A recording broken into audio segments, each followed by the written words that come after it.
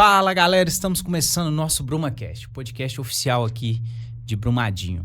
Pessoal, se você ainda não é inscrito no nosso canal, se inscreva, deixa aquele like, vai ajudar o nosso canal demais a crescer, tá bom? E você que ainda não é um apoiador, né, um patrocinador e deseja ser, entre em contato conosco através do Instagram, que aí vamos passar para você todas as informações, todos os benefícios de se tornar um apoiador do nosso canal, tá bom? E hoje a gente tem uma convidada aqui que vai dar o que falar para as mamães em casa. Viu? Gabriela Rios. É isso, Gabriela? Isso. Gente, um prazer estar aqui. Eu fiquei muito feliz de ter sido convidada, principalmente por um projeto como esse. É um projeto que visa mostrar várias áreas, várias pessoas, várias lutas aí individuais. Eu achei muito interessante e tem o meu apoio.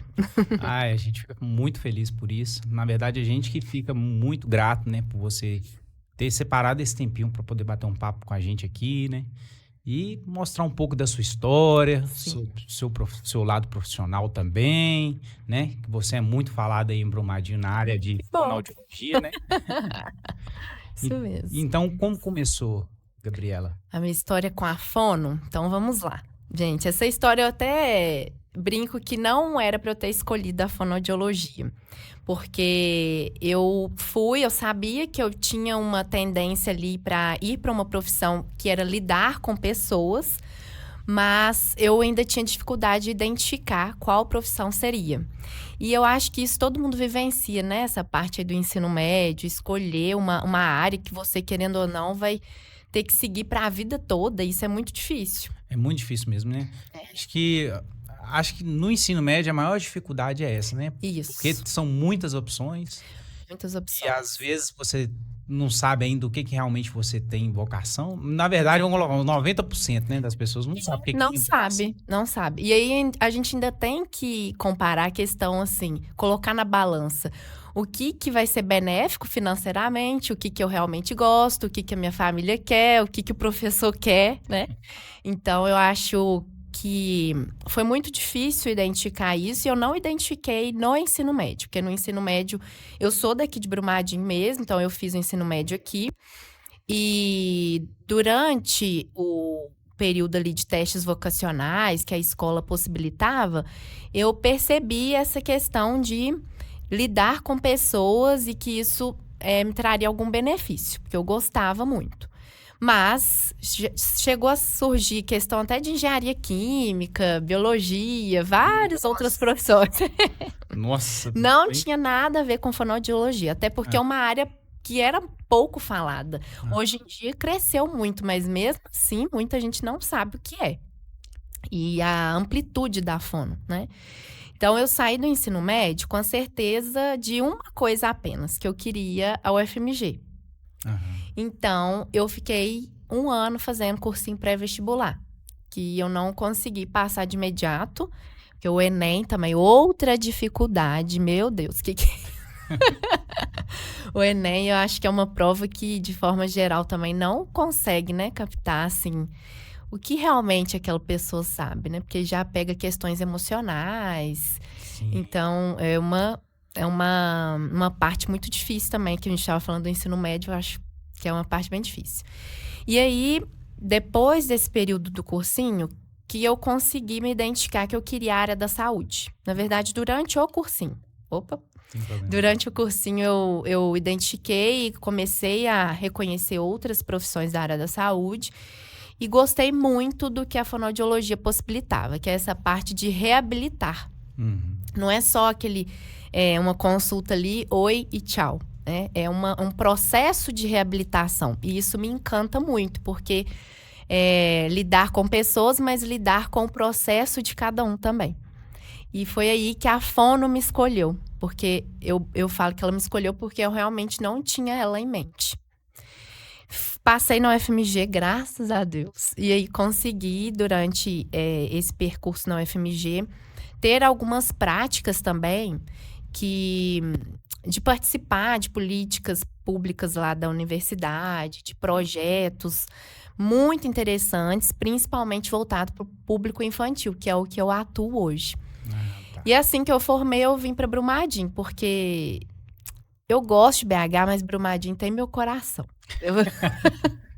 Eu acho que aqui a gente tem um aconchego, né? Aham. É o que a gente falou. Sim, a gente aqui no podcast, né, tem feito alguns episódios com o pessoal que mora aqui e com alguns que vieram de fora pra cá. Aí fala, se bebeu da água de Brumadinho, vai Isso. ficar em Brumadinho. É verdade. É um negócio incrível, porque assim, é uma cidade muito boa, né? Sim. Uma cidade aconchegante. É pequena, eu ainda sofro por algumas coisas.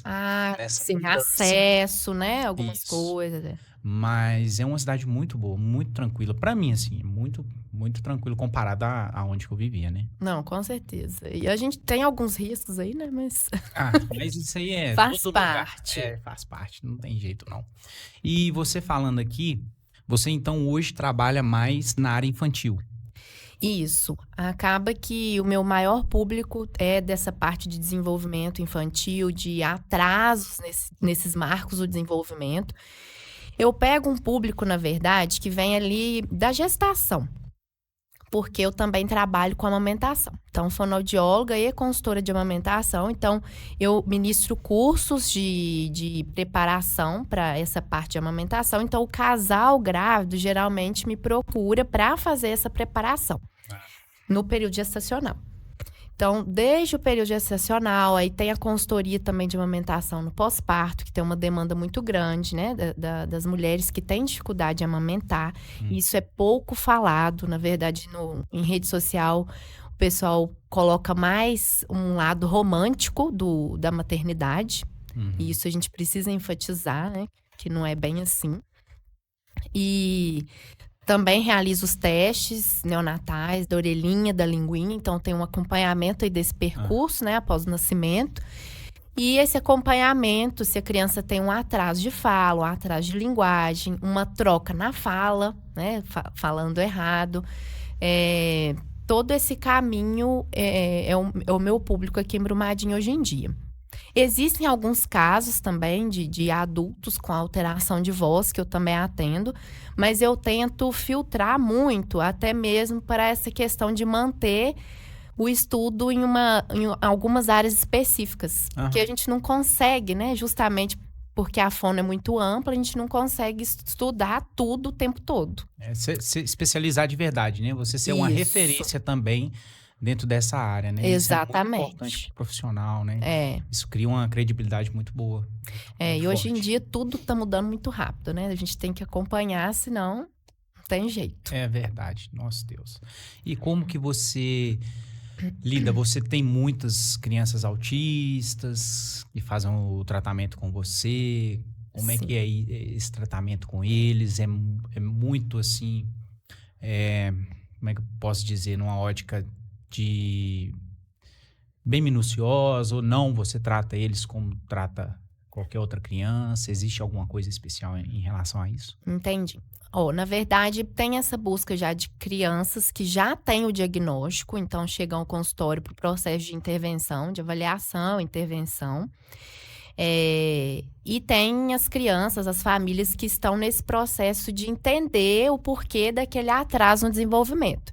E que algumas vezes pode ter esse diagnóstico, né? Assim como outros.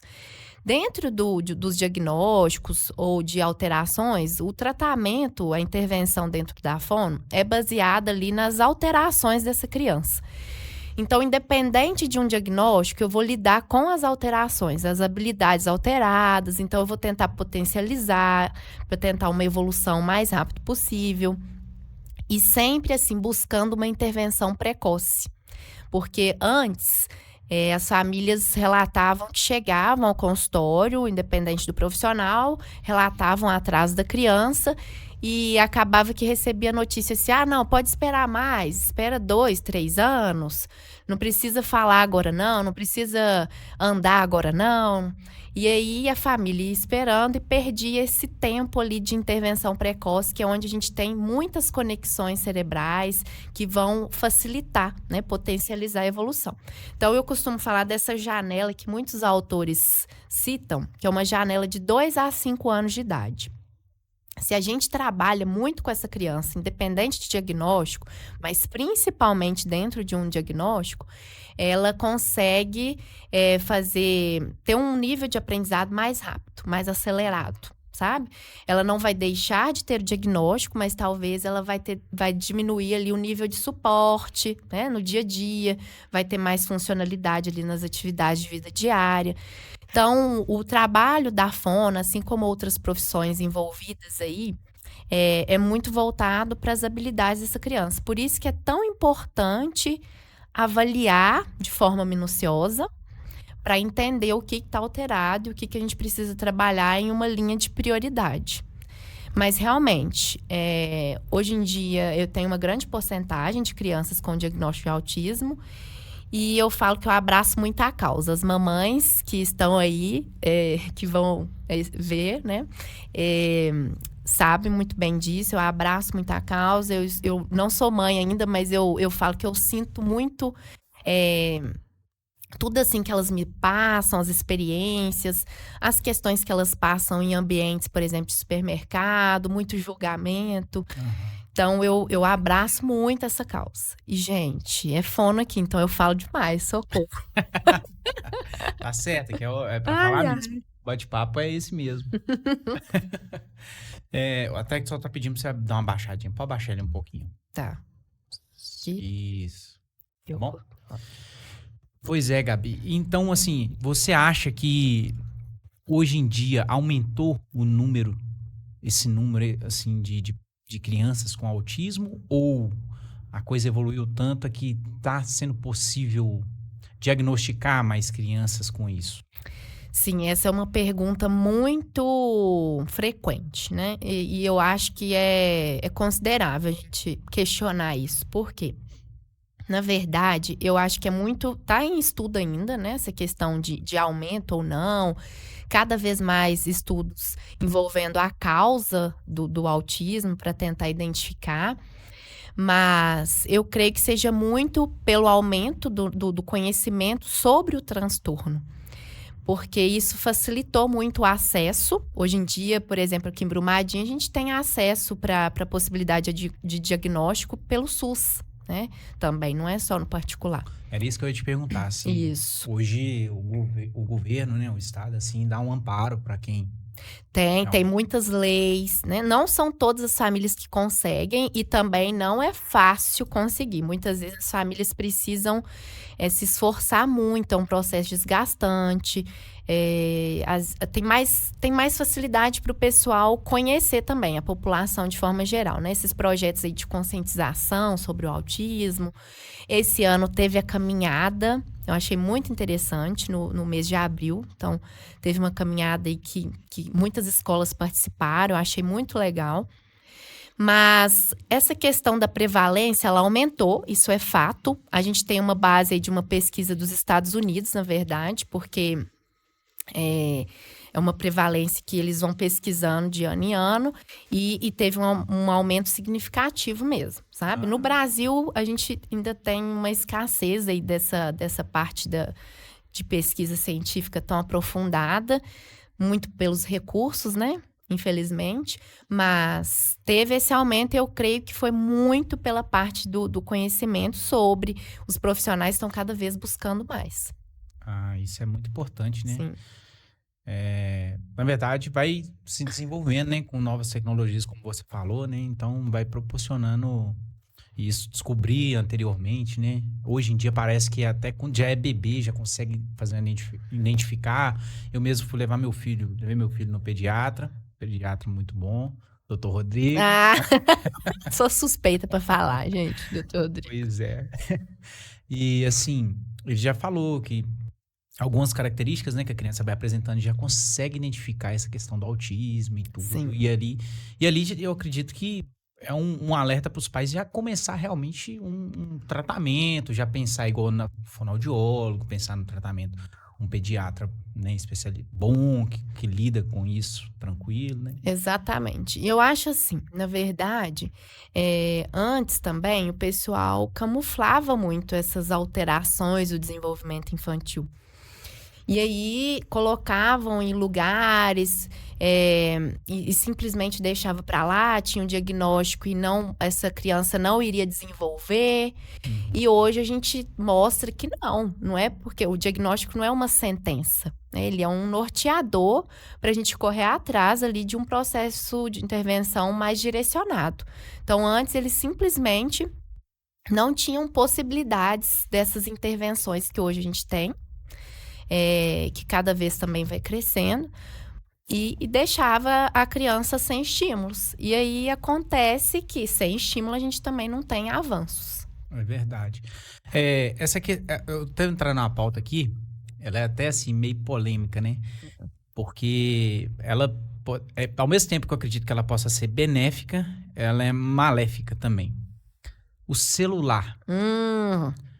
Você acha que ele ajudou muito essa questão da fala das crianças, por elas terem acesso tão rápido ao celular? Pegou na ferida aí de muita gente. Porque é benéfico e muito maléfico. Eu acho assim, hoje em dia a gente também já tem muito estudo em relação até a parte visual, né? Até os 2 anos ali, os médicos, a Sociedade Brasileira de Pediatria indica que não utilize nenhum tipo de tela, porque isso pode prejudicar. No desenvolvimento como um todo, também a gente pode ter alguns prejuízos. E claro, gente, a tela, a gente não pode julgar, porque só quem vive sabe, né? O dia a dia, a dificuldade, às vezes só tem ali... Só tá um adulto na casa, criança, o adulto tem que fazer comida, tem que arrumar para ir trabalhar. Então, é muita coisa envolvida, né? Pra gente simplesmente julgar aquela família que usa telas. E isso inclui tablet, celular, televisão. O que acontece, assim, que eu acho que é o maior prejuízo é a questão da frequência, que a gente tem que tomar muito cuidado. Então, às vezes tem uma criança que não está na escolinha, não tem irmão, não tem contato com outras crianças.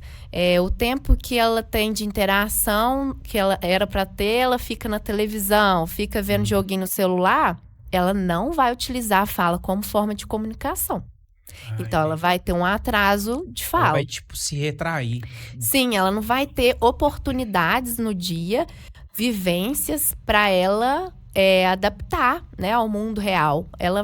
O celular, por mais que ele tenha alguns joguinhos, tenha alguns desenhos que possam estimular, é um celular. E uma pessoa disputando com uma tela de celular é impossível. A tela brilha, tem imagens coloridas. Então, se uma criança, vai brincar ou vai mexer no celular? Vai mexer no celular. Então, a gente está tirando ali algumas oportunidades para essa criança se desenvolver, até mesmo questões motoras, porque antes a gente tinha costume o quê? Chegava da escola, vai brincar na rua, vai subir na árvore, vai brincar de queimada. Vai tocar interfone do Vai tocar interfone. Mesmo não é para falar, né? Exatamente. Só para correr. Só para correr. Ou seja... Eita. Não, peraí. Ou seja, você está tendo oportunidades de vivenciar o dia a dia com outras pessoas, com outros colegas, né? E não só com uma tela de celular. Então, com certeza, essas telas aí podem ter um prejuízo e a gente tem que ter muito cuidado. Até pra gente, que é adulto, eu acho que ela já tem um prejuízo significativo. É verdade, nossa. Parece que tem um estudo que eles estão fazendo nos Estados Unidos que na verdade, criança até 5 anos não é indicado. Aí, tá vendo? Já tá crescendo. Tá crescendo um pouco mais. Então, para retardar o uso de telas. Mas é igual você falou, né? Vamos colocar hoje, por exemplo, eu tenho meu filho, né? E minha esposa tem as obrigações dela. Eu não posso estar sempre lá para ajudar o pai, né? Que é uma obrigação do pai também ajudar a mãe. Isso é muito importante quando é independente da idade. Mas quando é bebê, ainda é assim, mais difícil ainda para a mãe lidar com tudo, com casa, com as obrigações dele e tudo. Então o pai tem que ajudar, sim.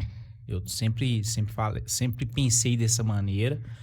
E aí, assim, é muito difícil você segurar essa questão da tela. É muito difícil. Eu imagino, gente. Porque, assim, eu vejo meu bebê lá hoje, ele tem que colocar. Quando você coloca um desenhozinho, ele já fica intertido ali, olhando, e dá tempo de você fazer alguma coisa, correndo ali, depois pega. E eles já nasceram sabendo mexer o dedo, né? Porque, É incrível. Eles já ficam com o dedo assim, ó.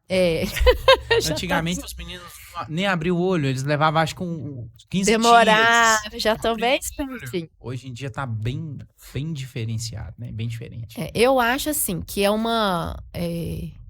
Eu ouvi falar que o pessoal, os criadores, né, dessa tecnologia, não deixam os filhos. Não tem celular, não tem. Principalmente o pessoal lá da Apple, que cada vez um lançamento, os próprios filhos não têm. Nem o da última geração, eles não têm essa oportunidade. Porque eles já sabem que isso pode fazer mal.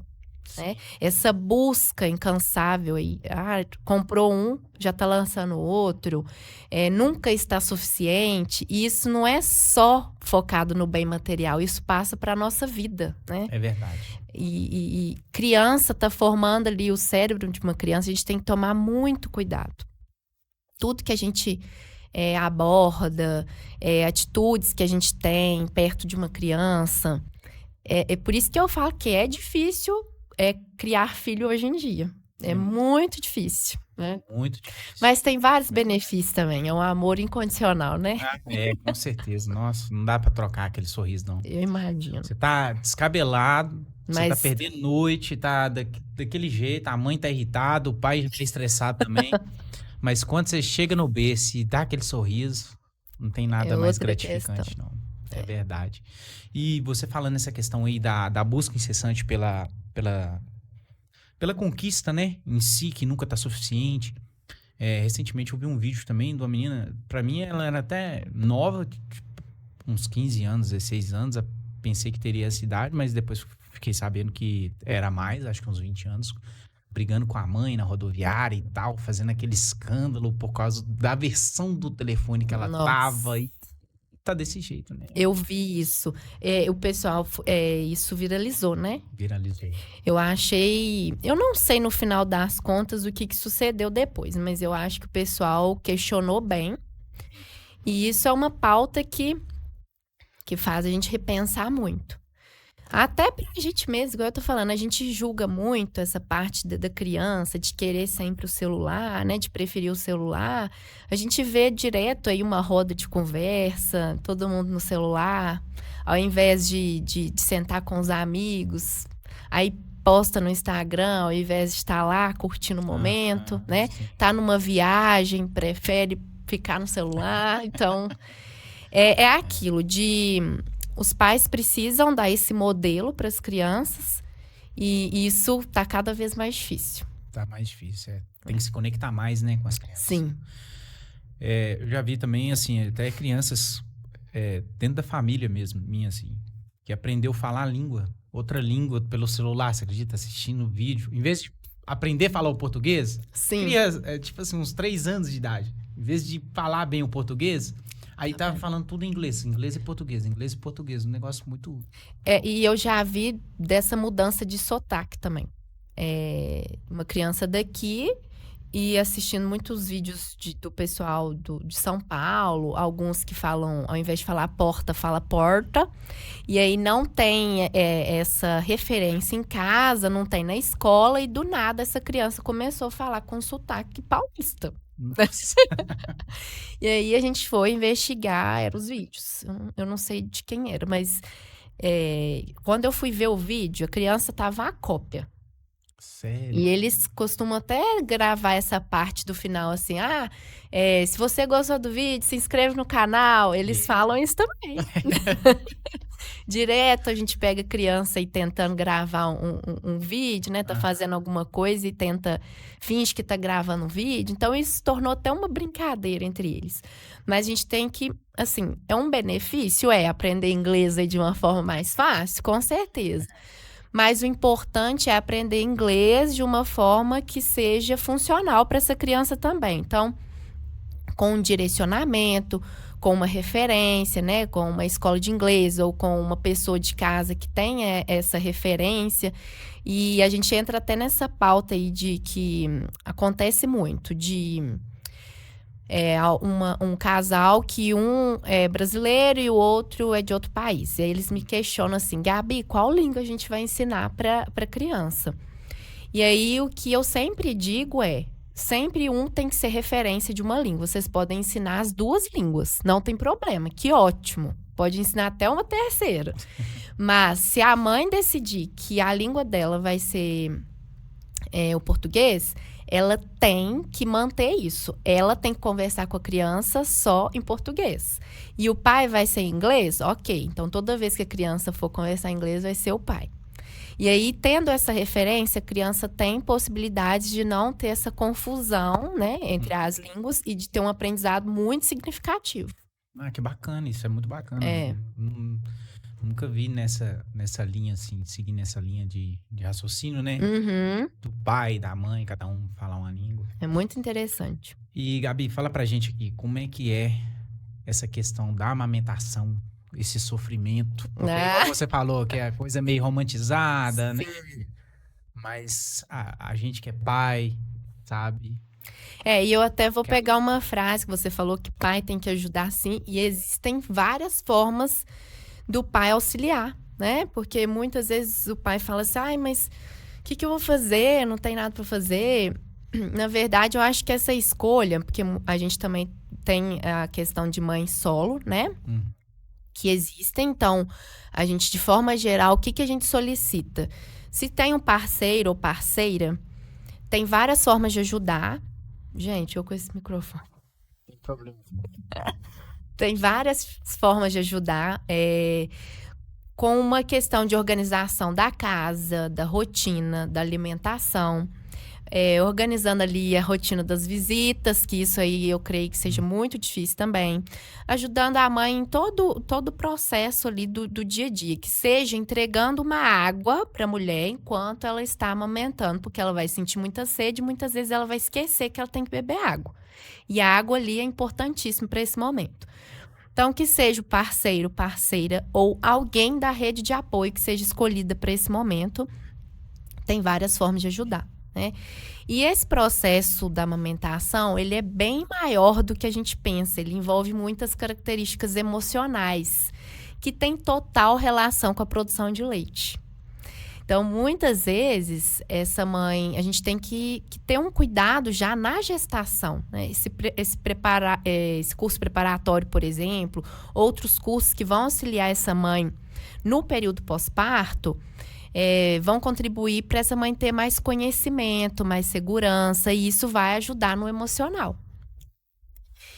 Porque muitas vezes o que acontece é se tem uma quebra de expectativa, essa mãe, essa família faz um auto-julgamento. Fala assim, nossa, eu não sou uma boa mãe. Nossa, acabou agora. Não vou dar conta, sou péssima. E aí desespero, né? Começa isso. Desespero. Isso. E é uma fase muito comum que precisa ser citada, que é o puerpério. O puerpério fisiológico mesmo, ele fica ali, ele persiste durante 2 a 3 meses. E é uma questão hormonal, essa mulher vai ter algumas oscilações, algumas mais que as outras. E a gente tem que ter esse cuidado maior nesse período, porque pode ter umas questões a mais do que somente o puerpério, né? Questões além da fisiologia. Pode ter uma depressão pós-parto. Então, tem que ter esse olhar para a mãe. Né? Se tá chorando demais, se tá deixando a criança de lado, se tá tendo repulsa.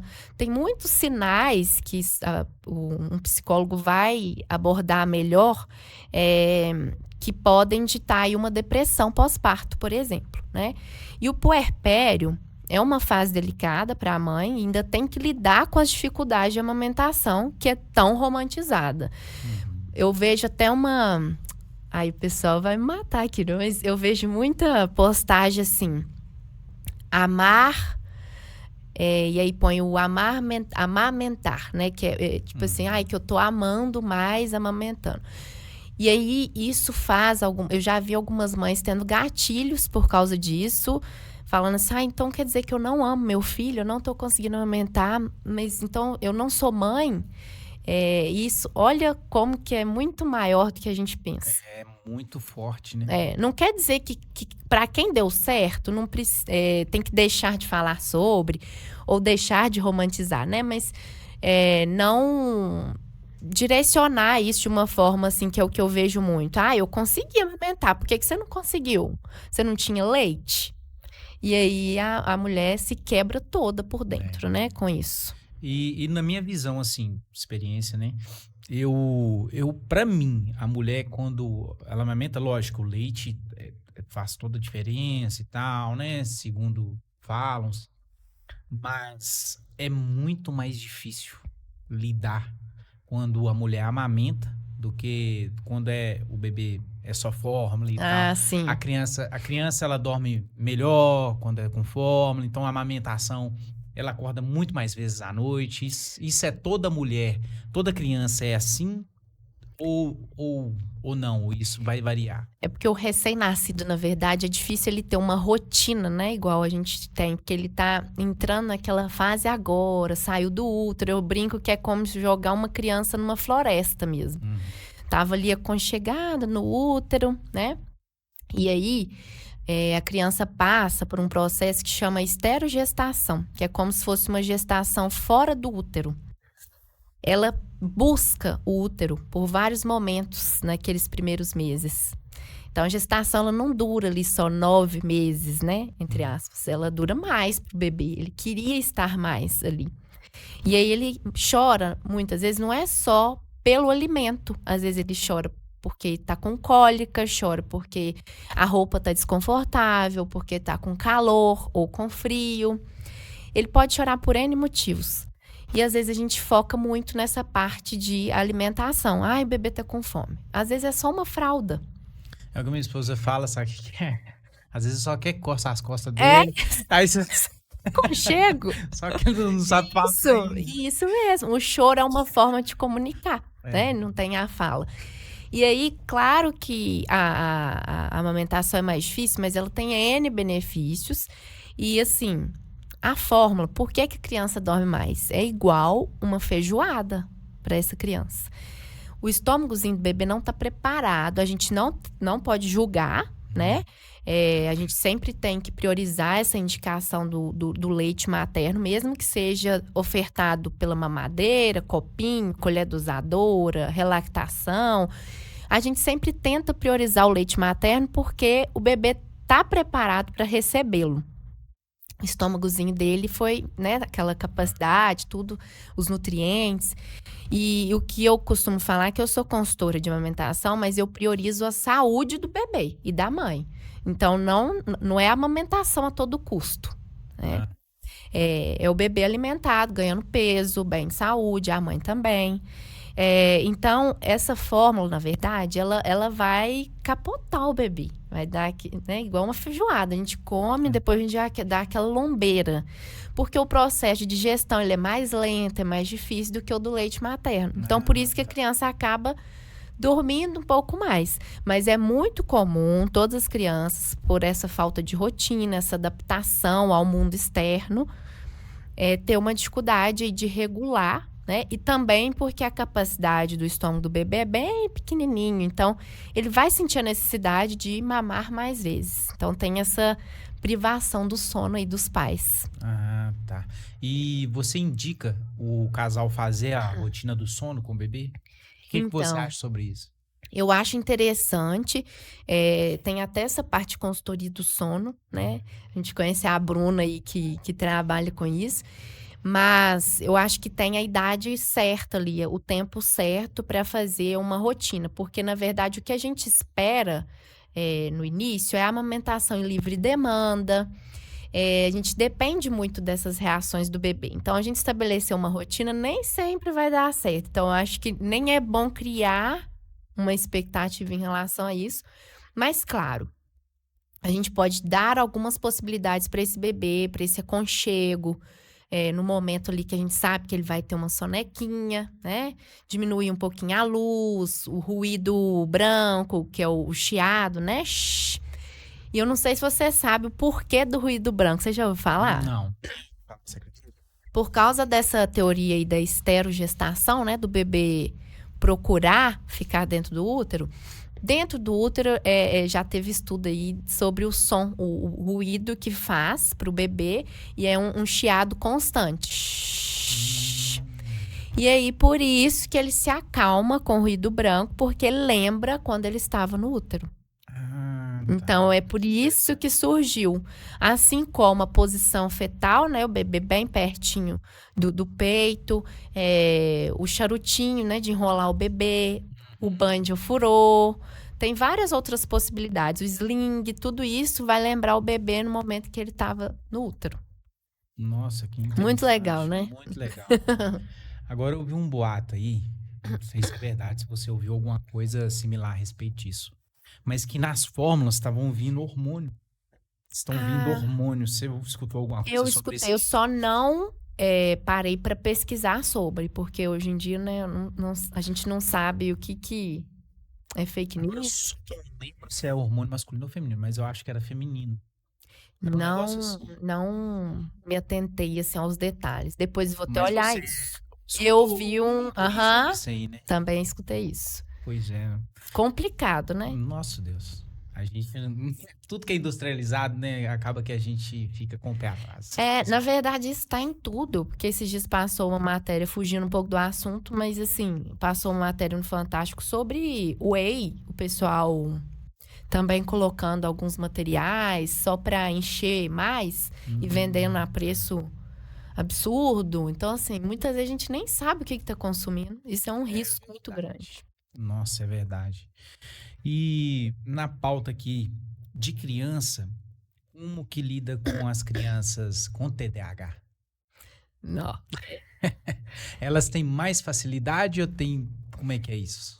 Então, assim como no autismo a gente tem os níveis, né? Tem as possibilidades, porque cada indivíduo é único, tem suas dificuldades. Nem sempre vai ser a mesma de outro paciente que tem o mesmo diagnóstico. Assim como a ansiedade, por exemplo, que para uma pessoa é diferente do que para mim, né? Cada um tem a forma de lidar. No TDAH, a mesma questão, né? Cada um tem as suas dificuldades, o suporte que vai precisar, às vezes, na escola, ou não vai precisar. Às vezes vai precisar de um medicamento, às vezes não. Então, isso depende muito também de uma avaliação, de novo, de forma bem minuciosa, para a gente identificar o quanto esse diagnóstico está interferindo ali na vida daquela criança e o que está realmente acontecendo, né? Assim como os outros diagnósticos. Acontece que muitas vezes a gente põe muito um rótulo, né? E aí tenta justificar algumas dificuldades em relação a isso, e deixa pra lá. E não, a gente não pode, como eu disse, o diagnóstico não é uma sentença, ele vai só nortear. Ah, tá. Entendi. Nossa, é muito amplo, né? A área de muito amplo. E a gente ainda nem comentou, assim, por exemplo, na área do acidente. Nossa, é muita coisa. Na área musical, você já pegou alguma coisa? Já teve alguma experiência? De cantores? Tive alguns no início, mas acaba que por esse filtro também eu acabo encaminhando pacientes, porque é um trabalho bem direcionado, minucioso também, né? É uma expectativa muito grande que o cantor chega no consultório, atingir notas além do que tem costume. Eu geralmente busco mais essa parte de cuidados com a voz, de uma forma preventiva e também, claro, depois de uma alteração. Mas esse refinamento, sabe, de cantor, eu prefiro encaminhar. Mas é um trabalho muito interessante. Em BH tem muitas pessoas que trabalham nessa área de forma específica e é muito bacana. Deve ser bacana mesmo, verdade. E reabilitação, você faz também a reabilitação, não é isso? Isso. A fono, na verdade, aqui em Brumadinho tem várias possibilidades, né? No SUS, no particular. Mas a fono, ela atua desde o nascimento até a terceira idade. Então, por exemplo, adulto aí pós-AVC, adulto com dificuldade mesmo, né? Da fala, que perde, Parkinson, Alzheimer. Então, tem muito que trabalhar, não somente a fala, dificuldade para engolir, que às vezes o Isso idoso também é Aham. papel da fome. começa a Nossa. engasgar. E aí, muitas vezes a família não percebe. O primeiro sinal aí é a tosse, né? Quando tá alimentando, o idoso tossindo, é um sinal que pode estar acontecendo alguma coisa. E muitas vezes a gente deixa pra lá, porque, é normal, né? Mas não é normal. Com o envelhecimento, a gente perde muito essa questão muscular dessa área do pescoço, não só do pescoço. E aí isso faz com que os músculos não tenham a funcionalidade ali que a gente queria, que a gente tinha antes, de forma mais facilitada. E a gente tem que potencializar isso com exercícios. Assim como vem a fisioterapia para ajudar, né? A fono também vem. Dá uma dica pra gente. Qual exercício manter?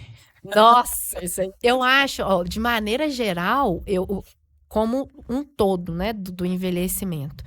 Porque eu já tenho percebido muito que eu não tenho a mesma memória que um ano atrás, eu já não tenho.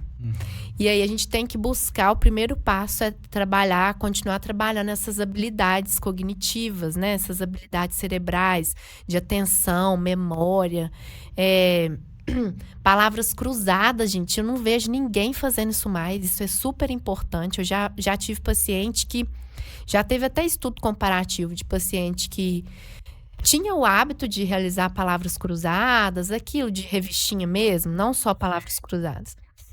E aí, teve um episódio ali de AVC, teve uma perda ali da função da fala, e outro paciente que não tinha esse hábito das palavras cruzadas. Esse paciente que não tinha um hábito, ele teve uma perda muito maior, muito mais significativa, porque o outro estimulou mais, né? Então, eu insisto muito isso com quem está ao meu redor. Palavras cruzadas, exercícios para estimular, né? Principalmente por causa da internet. A gente tem tudo muito fácil, é só pesquisar no Google. O acesso está muito rápido. E hoje você tem a inteligência artificial que você chega lá e pede o que você quiser e tudo. simplesmente aparece para você, né? Isso. Escreve tudo, fala tudo. E acaba que você chega ali, você lê e parece que pouco tempo, assim, você acaba esquecendo. Igual você falou. Fica uma memória curta. Exatamente. Até eu vejo que às vezes eu esqueço o nome das coisas, ou o nome de alguma pessoa, ou alguma tarefa que eu ia fazer. Número de celular. Quem grava número de celular hoje em dia? E o CPF, que antes a gente decorava, eu não sei hoje como que o pessoal tá, que é um número grande. E assim, palavras cruzadas, essas atividades, aí o que eu busquei que aqui em Brumadinho, eu não sei se o pessoal conhece, mas é o Supera. Tem uma unidade aqui em Brumadinho, o Supera, na verdade, é do Brasil todo aí. E aí eu comecei a fazer, porque eu vi que eu tava tendo dificuldade para essas questões. O Supera, ele tem as apostilas, tem os livros lá, tem um treinamento de raciocínio lógico, de atenção, memória visual, de você ver as imagens e depois some e ter que reforçar o que era. Então, eu acho que essa busca pra gente que tá numa sociedade, numa geração que tá tudo muito rápido, acelerado, essa nossa busca do cuidado, né? Não é só o cuidado físico, é uma atividade cerebral também, a longo prazo. Assim como o pessoal da fisioterapia direto fala, a pessoa, o jovem hoje que faz exercício físico é aquele que depois, na terceira idade, não vai ter dificuldade para sentar no vaso, né? Para abaixar, para levantar de uma poltrona. Então, é a gente pensar mesmo no futuro e cuidar desses detalhes que a gente esquece. A gente só lembra quando aparece um problema. É verdade. A gente só preocupa muito com agora, né? Com hoje, né? Quando eu era jovem, né? Assim, meus 15 anos. É 14, ruim falar isso, né? Quando eu era mais jovem. É difícil falar isso.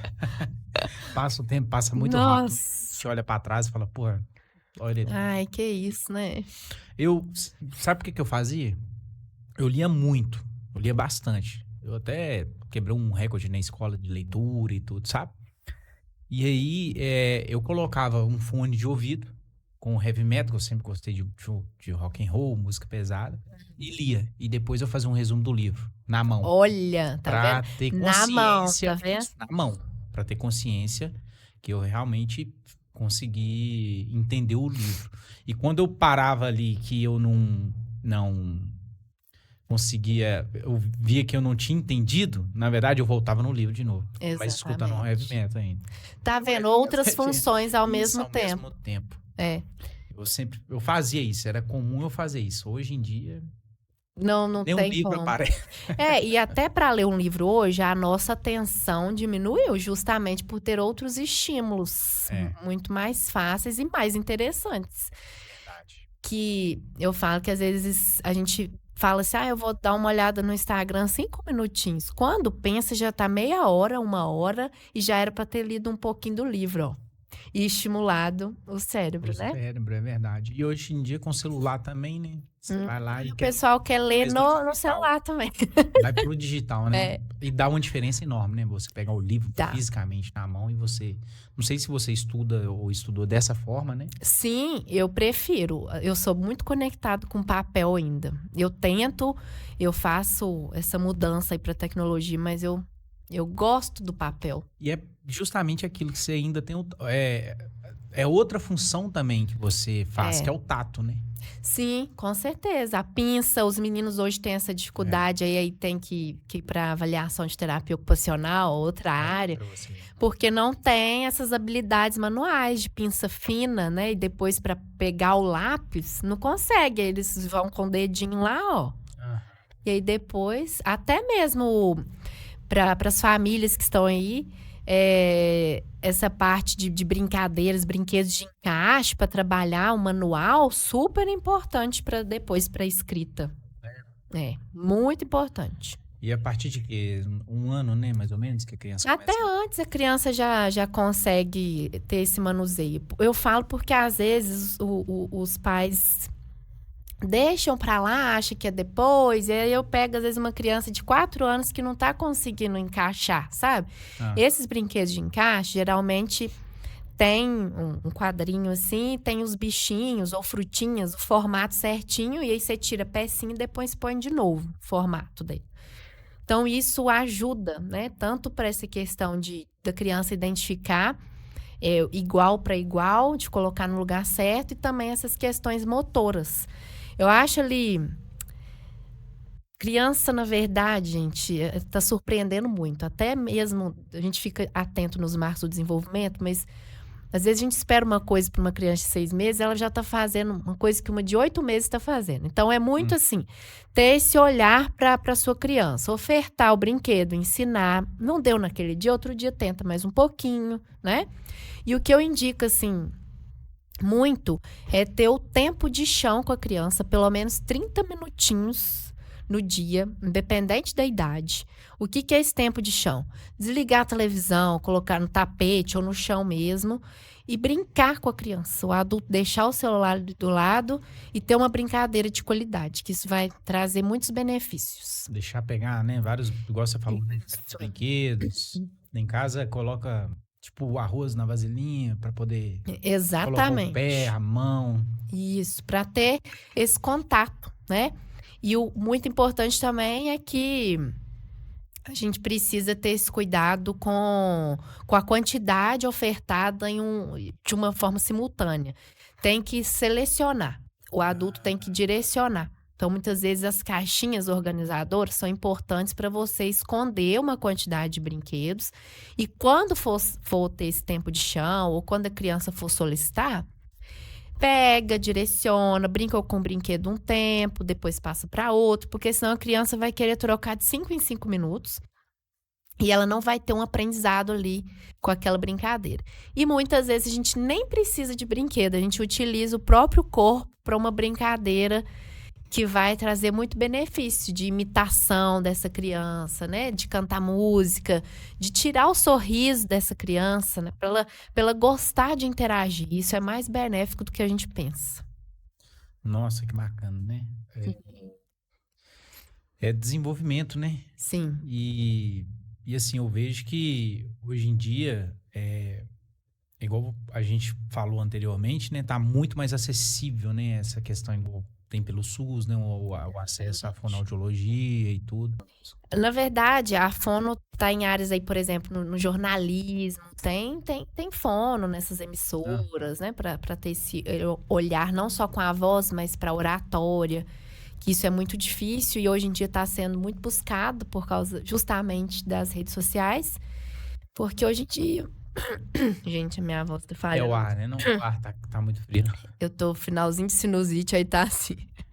É, então, é uma busca também para ter um diferencial, né? Então, várias áreas estão buscando mais essa parte. Agora, de esporte, eu vou até pesquisar mais para saber sobre Dei uma isso. olhada, mas não foi nada específico assim, não. Aham. Mas eu Tem vi que fono, por parece que exemplo, entra. dessa parte de identificação de voz junto com a polícia. Aham. De voz, aí faz uma análise. Perícia, né? Um Isso. perito de voz. Exatamente. E é fonoaudiólogo. Aham. Essa aí eu não quero, não. Essa aí eu passo. Admiro, mas passo. Então, tem inteligência artificial hoje, né? Que clona a voz. Eu acredito que Então, provavelmente pegaram alguma fonoaudióloga, né? gente, é muito difícil. Hoje em dia tá fazendo isso com imagens, né? Não é só voz. Dá medo. Você não tem medo, não? Eu tenho um pouco de medo do futuro, pra ser sincero. Nossa, tá demais. E conta aqui, você, então, fonoaudióloga, consultora De amamentação. de amamentação. Isso. Não, aí. O que acontece? Dentro a fonoaudiologia é um curso, é uma graduação. E a amamentação já faz parte ali da fono, já é fono que olha, tem esse olhar, não só fono. Tem muitos enfermeiros, psicólogos que atuam nessa área de amamentação. Mas dentro da fono, como a gente estuda essa parte de sucção, né, das funções da musculatura, então já está envolvido dentro da graduação. Então, a consultoria de amamentação, na verdade, é um curso de aprimoramento, como se fosse uma área que eu quis abordar mais. Então, não um curso extra, não. Eu tenho uma especialização em neuroeducação, que foca nessa parte aí das dificuldades de aprendizagem, dos transtornos. Mas a minha atuação mesmo é nessa parte de intervenção precoce. Porque a gente tem um sucesso bem grande. Bacana. E o que você diria para as pessoas hoje que estão pretendendo entrar na área de fonoaudiologia? Nossa, eu sou muito suspeita. Quem me acompanha nas redes sociais, eu acho que percebe o tanto que eu gosto da fono. E às vezes eu até brinco, que é fono por amor mesmo, porque às vezes eu até esqueço do resto, né? Eu me dou muito à profissão. E às vezes eu levo até puxão de orelha de quem tá ao meu redor. Mas o que eu digo é que essa profissão, gente, ela é muito mais linda do que a gente pensa. Quando eu entrei na faculdade, eu não tinha a visão da fono que eu tenho hoje. E tem só aumentado a minha admiração por essa área, porque a gente tem conquistado muitos avanços, não só nessa parte dos pacientes, mas também nessa luta como profissionais dessa área, que muitas vezes não são tão valorizados. E quando eu falo valorização, não é a nível financeiro somente, né? Porque o pessoal acha isso. É valorização mesmo de ser ouvido, né? De ter voz diante de um paciente ou diante de outros profissionais, numa discussão de caso. Então, hoje em dia, o pessoal está valorizando mais. Então, eu acho que se tiver pensando nessa possibilidade da fono, pode entrar em contato comigo, mesmo que não seja daqui de Brumadinho, eu tenho outras indicações para fazer. O que eu sempre indico é acompanhar mesmo a rotina desse profissional, mesmo que seja de outras áreas, né? Para ver se é realmente isso que a pessoa quer, né? Porque eu não tive essa oportunidade, eu tive sorte de me identificar depois da graduação, mas eu quero possibilitar isso. Nossa, que bacana.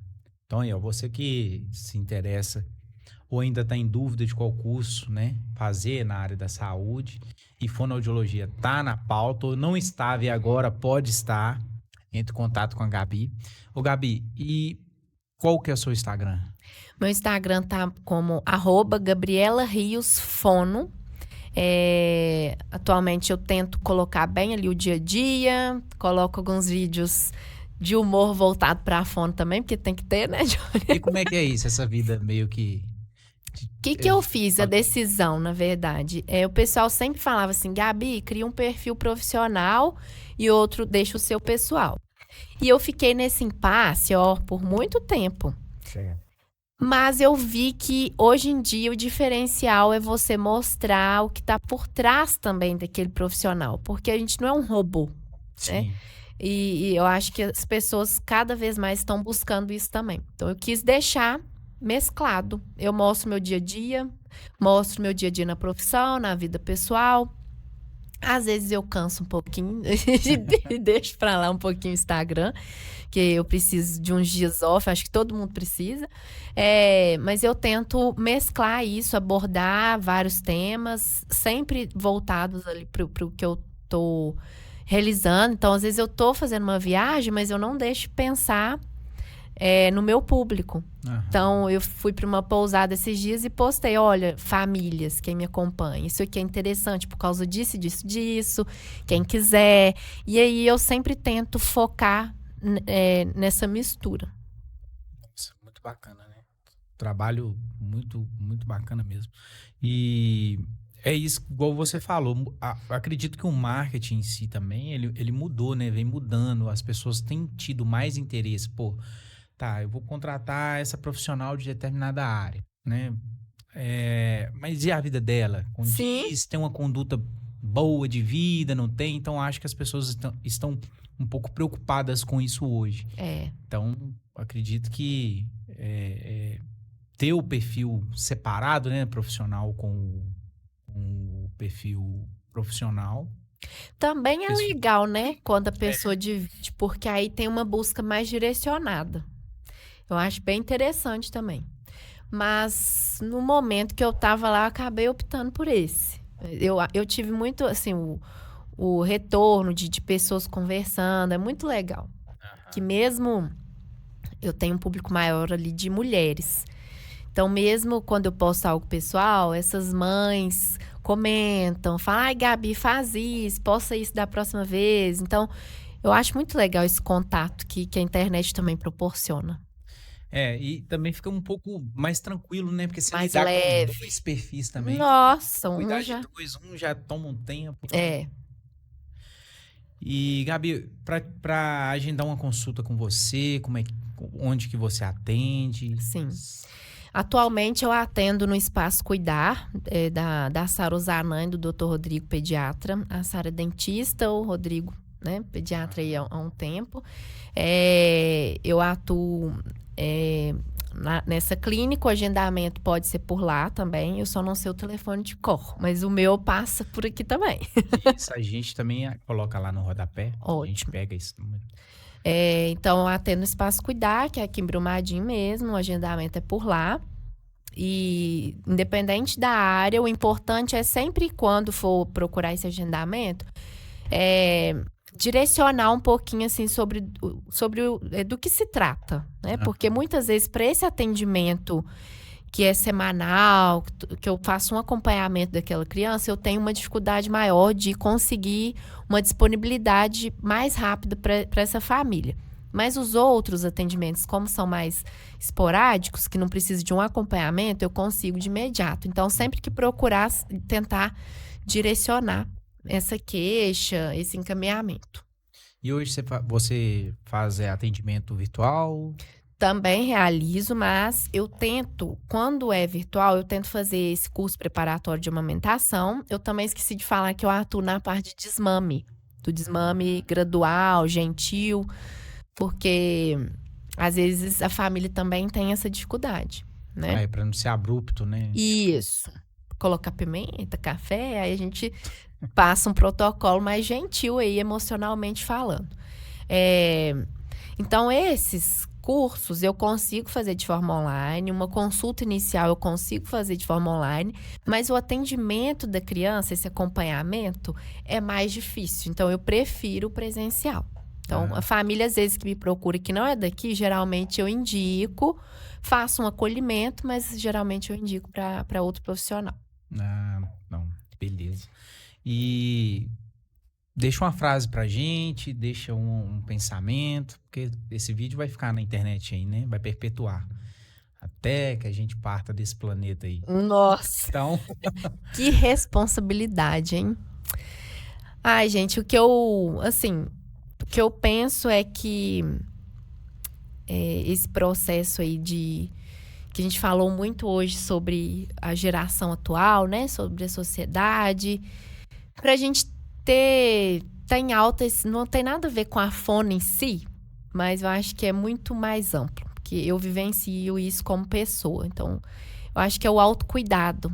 A gente se cuidar cada vez mais, ficar atento aos detalhes nossos, das pessoas ao redor. Cada vez mais a gente vê uma pessoa com uma questão mental, uma dificuldade, a gente prefere apontar o dedo, julgar. Então, ter um olhar mais minucioso, ter uma escuta melhor hoje em dia e não acelerar também as interações, não acelerar as conversas, porque já está tudo muito acelerado.